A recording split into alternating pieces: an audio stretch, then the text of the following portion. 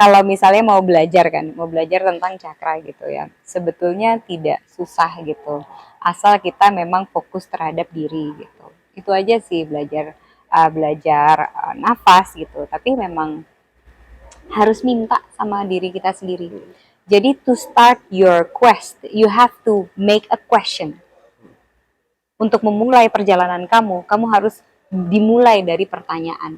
Misalnya kayak bertanya sama Tuhan gitu kayak, oh aku ingin belajar ini Tuhan, nanti akan diberikan jalannya sama dia.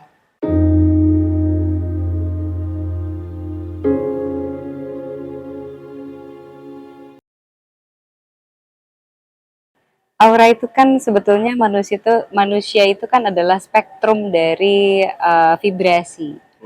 Jadi kita itu misalnya aura itu misalnya gini, kita itu kan punya 7 cakra kan, 7 cakra yang di tubuh. Lalu ada satu lagi yang di atas. Jadi total dari tubuh kita itu ada 9 gitu. Pertama tuh root chakra, terus cakra sakral, terus di sini ada spleen, lalu hati itu udah 4 ya. Terus habis itu ada throat chakra, lalu ada third eye, lalu ada crown chakra, sudah 9 totalnya. Nah, masing-masing itu ada fungsinya sendiri-sendiri. Nah, dari semuanya itu adalah kita itu misalnya gitu, vibrasi yang berada di root chakra itu warnanya memang merah. Vibrasi dari sacral chakra itu warnanya juga orange gitu. Lalu di heart chakra itu warnanya hijau. Throat chakra biru kehijauan, ya hampir sedikit biru. Lalu di third eye itu biru keunguan, lalu sampai ke kepala itu ungu, lalu crown chakra itu warnanya pink. Jadi memang kenapa dibilang kok ada auranya? Karena aura itu adalah spektrum vibrasi kita kalau misalnya kita bicara tentang energi gitu. Nah, di dalam energi misalnya gini, kayak kamu yang aktif cakranya yang mana? Misalnya yang lebih dominan gitu. Kalau yang ternyata yang lebih dominan adalah third eye-nya, jadi mungkin emang cakra kita warnanya, maksudnya aura kita warnanya rada biru indigo gitu. Ya, menurut aku ya semua semua manusia itu punya perjalanannya untuk membuka cakra-cakranya sendiri gitu. Di dalam perjalanan hidup manusia itu kita semua memang untuk berkenalan dengan fungsi tubuh kita dan rasa dan pemikiran dan segala spektrum vibrasi yang kita punya. Itu perjalanan kita. Jadi satu orang hanya punya satu cakra spektrum atau gimana? Banyak. Oke. Banyak. Jadi kadang ada orang warnanya tiba-tiba ada yang pelangi. Makanya kalau misalnya dibilang, oh ini misalnya ada yang kasusnya bilang, oh anak indigo. Karena yang lebih aktif itu adalah cakra di third eye-nya, pineal gland-nya yang lebih nyala. Dia biasanya kalau emang pineal gland nyala, itu tuh memang banyak sekali pencerahan-pencerahan di dalam diri. Makanya dikasih batasan, oh anak indigo karena dia lebih ngerti misalnya gitu. Karena dia lebih di titik dimana dia understand gitu. They see things, they understand things gitu. Kalau udah sampai sini berarti udah mengerti. Jadi udah nggak udah nggak banyak meributkan. Ya maksudnya kalau anak indigo itu kan baru ya, baru terbuka gitu, baru pecah lah intinya gitu. Cuma ya semua ada tahapan-tahapannya gitu. Misalnya kalau di root chakra kamu pasti akan jadi sangat kreatif banget, sacral itu berarti kuat banget gitu. Terus tiba-tiba kamu di heart chakra itu berarti kamu sedang menyembuhkan orang, dia bergerak di bidang kesehatan, dia banyak mikirin soal kesehatan tentang diri dan banyak orang. Tuh throat chakra dia pasti akan jadi pembicara, dia akan menyampaikan banyak hal. Nah, kebetulan ada aja orang yang bisa aktif semuanya. Nah, itu nanti auranya kayak rainbow gitu. Kayak Mijiku Hibiriu jadi satu. Gitu. Jadi semua orang bisa mempunyai semua cakra itu. Kalau emang bisa mengakses semua cakra. Oh, gimana caranya mengakses itu? Ya, harus dilatih memang. Oke. Harus dilatih, dikenali dulu. Sebelum melatih kita harus mengenali diri dulu. Kalau misalnya kita sudah kenal dengan diri kita sendiri, cara kerja tubuh kita, cara kerja cakra kita, cara kerja sistem tubuh kita, itu akan sangat mudah kita untuk mengakses semua energi yang ada di dalam tubuh kita. Misalnya saya mau tahu cara kerja sistem saya, gimana caranya? Ya dikenali. Gimana? Diperkenalkan diri kamu dari satu persatu cakranya. Misalnya kayak kamu mau belajar tentang root chakra dulu. Ya kamu akan belajar nafas root chakra. Belajar dari pernapasan. Dari nafas juga, olahraga juga. Ada banyak cara untuk belajar tentang energi cakra di dalam diri. Oke. Yes. Salah satunya juga dengan meditasi. Meditasi ya, hidup ini adalah meditasi itu sendiri. Jadi di tengah-tengah di dalam hidup itu, kenapa dibilang hidup itu adalah meditasi? Kalau misalnya kita meditasi, yang kita ingat apa? Nafas. Kamu hidup sedang bernafas. Jadi kamu sedang bermeditasi. Hidup ini adalah meditasi kamu. Nanti kalau kamu sudah berhenti bernafas, kamu sudah berhenti bermeditasi. Oh, gitu. Iya, iya. Nah, terus bagaimana saya melihat cakra itu sendiri? Melihat, Ah, dirasa memang. oke. Kalau kita sudah membicarakan tentang energi, lihat itu adalah rasa. Oh, dirasa. Oke. Mm-mm. Jadi kita memang kita bisa lihat kok dari apa namanya, dari sifat kita, attitude kita, perlakuan kita, rasa kita, itu bisa kita lihat kok kita sebetulnya lagi aktif di cakra mana gitu. Hmm. Sebetulnya ada cara bau minyak goreng lewat. Maaf, di sini kita lagi di Studio Sagala. Iya. Di depan ada kafenya, jadi kita di sini sedang pakai Studio Sagala gitu ya. Iya, betul. Kita sponsor dulu dari Sponsor dulu. teh sama kopinya dari Sagala. Gitu. Cheers dulu. Iya, cheers. Aku nggak minum kopi tapi. Cuma minum air putih. Nah, jadi gini, kalau misalnya mau belajar kan, mau belajar tentang cakra gitu ya, sebetulnya tidak susah gitu. Asal kita memang fokus terhadap diri gitu. Itu aja sih belajar nafas gitu. Tapi memang harus minta sama diri kita sendiri. Jadi to start your quest, you have to make a question. Untuk memulai perjalanan kamu, kamu harus dimulai dari pertanyaan. Misalnya kayak bertanya sama Tuhan gitu kayak, oh aku ingin belajar ini Tuhan, nanti akan diberikan jalannya sama dia. Oke. Berarti meditasi itu berbicara dengan Tuhan itu sendiri. Ya, rasanya begitu. Bukankah kamu selalu berbicara dengan dirimu setiap harinya? Kan ada ketuhanan di dalam diri kamu. Oh. Nah, dari cakra itu sendiri, apakah kita bisa melihat keberuntungan kita? Otomatis ya, gini, kalau misalnya kita itu punya aura yang bagus, cakra aktifnya bagus gitu, tidak banyak sporadisnya, kita akan mengundang semua keberuntungan di dalam hidup. Jadi kalau misalnya hidup kamu itu adalah apa yang kamu getarkan di dalam diri. Jadi percuma kamu berdoa minta duit, tapi kamu kebanyakan takut di dalam diri kamu. Oh minta duit, aduh tapi. Minta duit, aduh tapi gitu di dalam dirinya banyak tapinya, banyak takutnya, banyak ketidakberaniannya gitu.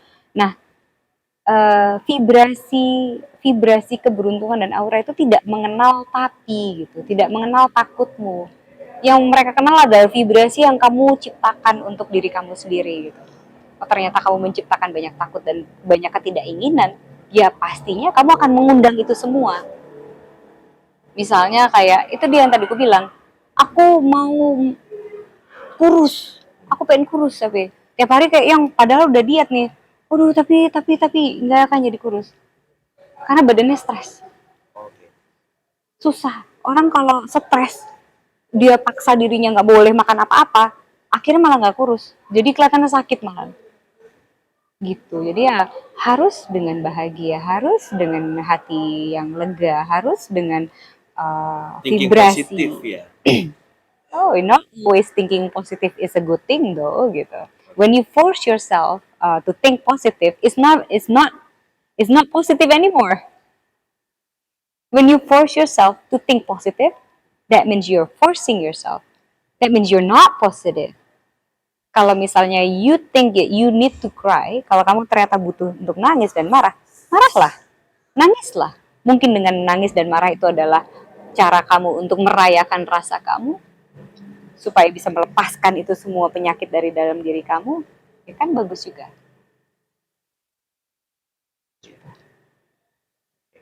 Nah, terus untuk yang vibrasi itu sendiri, sebenarnya gimana caranya kita tahu vibrasi kita? Saya tahu nih vibrasi kita nih lagi apa? Jadi bagus atau bagus Bagus itu ya. atau enggak ya? Jadi gini, kamu lihat orang sekitaran kamu. Oh. Mereka adalah semua gambaran dari vibrasi kamu. Oke. Kalau kamu selalu berada di sekitar orang-orang marah, apakah hatimu marah? Oh, berarti mereka memvibrasi kita ke kita. Yes. Oke. Kalau kamu berada di sekitaran orang-orang yang sedih, apakah kamu sedih? Karena mereka semua adalah kaca dari kamu. Kamu akan memanggil semua hidup kamu. Ya kalau ternyata kamu, mungkin mereka sedih, tapi mereka tidak memperlihatkan sedihnya, dan akhirnya kamu mendapati vibrasi mereka yang bahagia, oh berarti kamu yang menyebabkan, Influence. iya, menyebabkan kebahagiaan itu ke sekitaran kamu, dan kamu menjadi orang yang akan menginfluence semua orang gitu. Which berarti energi kamu besar sekali. Kayak kamu misalnya ketemu sama orang, kok rasanya kok deket sama orang ini happy-happy aja ya gitu. Kayak nggak ada masalah ya, hidupku ternyata gampang ya gitu. Oh berarti dia punya energi yang sebegitu besarnya di situ. Kamu suatu saat pernah ketemu sama orang kayak, ah gila ya, kayaknya gue ketemu sama dia kayak masa depan gue jadi suram nih gitu. Berat banget. Berat banget kayak hidup gitu. Nah itu ternyata memang dia membawa vibrasi yang kuat tentang kesedihan, kemarahan, tentang ini. Makanya berhati-hatilah bersama dengan orang. Jadi ketika kamu bertemu dengan orang, itu mereka kacamu. Begitu mereka marah ke kamu atau marah kemanapun, kamu harus berkaca pada diri. Oh iya ya, oh berarti ada sisi aku yang seperti itu ya, kenapa aku dikenalkan sama dia? Kenapa aku didekatkan dengan dia? Aku harus memperbaiki diri. Ketika kamu sudah memperbaiki diri, kamu merubah telapak tangan menjadi seperti ini. Sudah tidak begini lagi. Semudah itu untuk merubah diri. Semudah itu untuk merubah ketidakberuntungan. Asal sadar ternyata yang memberikan kamu tidak beruntung adalah dirimu sendiri. Karena vibrasimu yang mengundang itu semua ketidakberuntungan. Nah, vibrasi itu berarti kalau misalnya contoh ada orang meninggal, nah kita masuk ke dalam ruangan rumah duka, pada nangis semua, kita juga sedih dong. Emang iya kan? Vibrasi kita langsung Iya kan? gitu ya. Sedih kan? Heeh. Iya. Karena itu kamu diajak untuk merasakan vibrasi yang bersama gitu. Jadi kita nggak boleh ke sana atau gimana? Boleh dong. Heeh. Kan jadi manusia tidak boleh yang, bukannya tidak boleh. Jadi manusia itu baiknya, manisnya itu ketika kita belajar semua spektrum tentang rasa. Iya. Ya boleh marah, ya boleh nangis, ya boleh jahat, ya boleh iri, ya boleh dengki, ya boleh. Karena dengan cara kita mempelajari semua spektrum rasa di dalam diri, kita akan menjadi manusia yang kaya. Kalau kita kaya, kita bisa banyak berbagi ke banyak orang. Sekarang gini, kalau orang nggak tahu marah, terus gimana caranya kamu mau menghadapi orang yang marah-marah? Kan tidak mungkin bisa. Iya. Jadi kita harus belajar tentang marah. Kita harus belajar tentang sedih. Kita harus belajar semua rasa.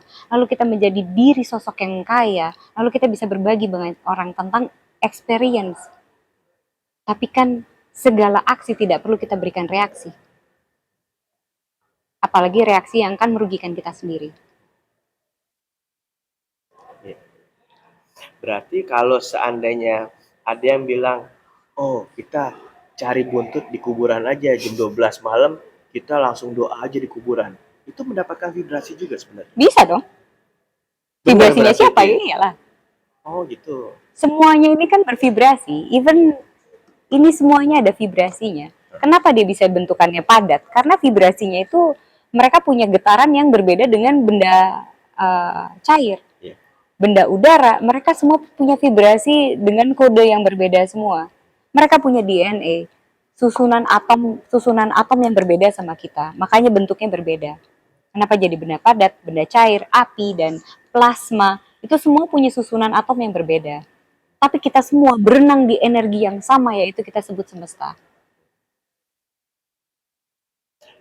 Apakah kita bisa mengontrol semesta? Bisa if you strong enough. Oke. Jadi If you understand enough. dengan mengontrol diri sendiri, mengontrol aura, berarti kita bisa mengontrol semesta untuk mendekatkan pada energi positif. Yeah. If you're strong enough, yes. If you know enough, yes. Taunya strong enough itu dari mana? Taunya Ditya itu, gue udah strong nih. Itu taunya dari mana? I wouldn't say aku strong enough ya, tapi I do understand that I can control my own feelings.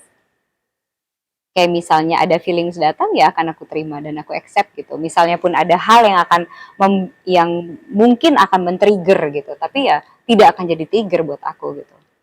ya banyak ya kayak teman-teman yang di Instagram aja kan misalnya gitu rame gitu mereka kayak yang mencemooh lah bilang ini bilang itulah ya itu tidak akan men-trigger saya karena yang ketika mereka omongin itu adalah um, proyeksi dari kepala mereka sendiri gitu sampai akhirnya keluar mereka mencet sesuatu loh itu kan menjadi proyeksi dari si anak itu sendiri yang bilang oh ini orang gila atau gimana Iya. gitu ya berarti dia tidak banyak belajar dia tidak banyak ini dia tidak banyak itu tidak banyak literasi ya nggak apa-apa juga kan kan orang bebas berekspresi Iya. Bagaimana Ditya untuk menanggapi orang-orang yang mempunyai hate speech itu dalam sosial medianya?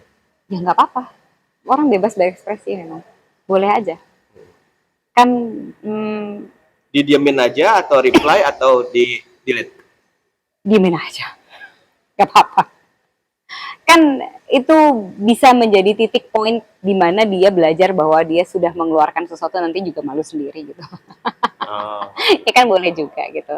Ya aku ada cerita di mana beberapa teman yang mungkin aku pernah cerita tentang ilmu pengetahuan yang saya sudah pelajari, mereka ngata-ngatain aku awalnya gitu kan. Wow, ngomongnya udah jelek banget. Terus lalu setahun 2 tahun kemudian mereka datang kepadaku, iya bener juga ya, gue waktu itu ngomong kayak gitu ya. Terus dia akhirnya malah justru yang ya udahlah, aku bilang ya nggak apa-apa juga. Semua orang punya perjalanannya masing-masing. Aku pun pernah di posisi kamu, berpikir bahwa ini semua tidak masuk akal. Tapi setelah aku pelajari benar ya, oh ya, saya ternyata bodoh selama ini gitu. hmm, Saya mau belajar gitu. Mulai dari titik itu pun saya sadar bahwa tidak ada yang tidak mungkin di dunia ini.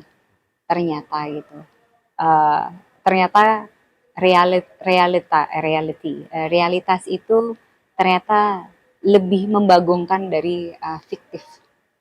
Ternyata se absurd itu ternyata gitu. Wow, ternyata logika saya belum nyampe memang gitu. Nah, sekarang saya sudah banyak belajar, banyak menerima banyak hal, lalu banyak research ya.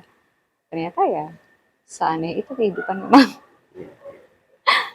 dengan ilmu pengetahuan Ditya itu sendiri yang cukup lumayan sangat luar biasa banyak itu berarti Ditya juga banyak mengambil literasi, research seperti itu ya. Oh iya sih, banyak banyak banyak sekali karena banyak juga teman-teman yang di mana ada di Jerman, ada di Amerika, ada di mana-mana gitu. Kita kita memang punya apa ya, kayak Klub punya klub gitulah ya untuk saling berbagi gitu, untuk saling sharing tentang apa yang mereka research lalu mereka sharing juga di situ gitu. Jadi underground club atau gimana? ya it's kind of underground club ya. Cuma ya mungkin memang tidak terbuka untuk umum ya. Takutnya kan banyak orang yang nggak bisa juga nerima banyak hal yang baru gitu. Kadang kenyataan itu lebih menyakitkan daripada buayan cerita dari narasi gitu. Yang aku sangat sedihkan lagi adalah memang kebanyakan manusia itu lebih senang diberikan narasi saja gitu. Tidak mau berusaha benar menggunakan otaknya dengan baik dan benar gitu sih.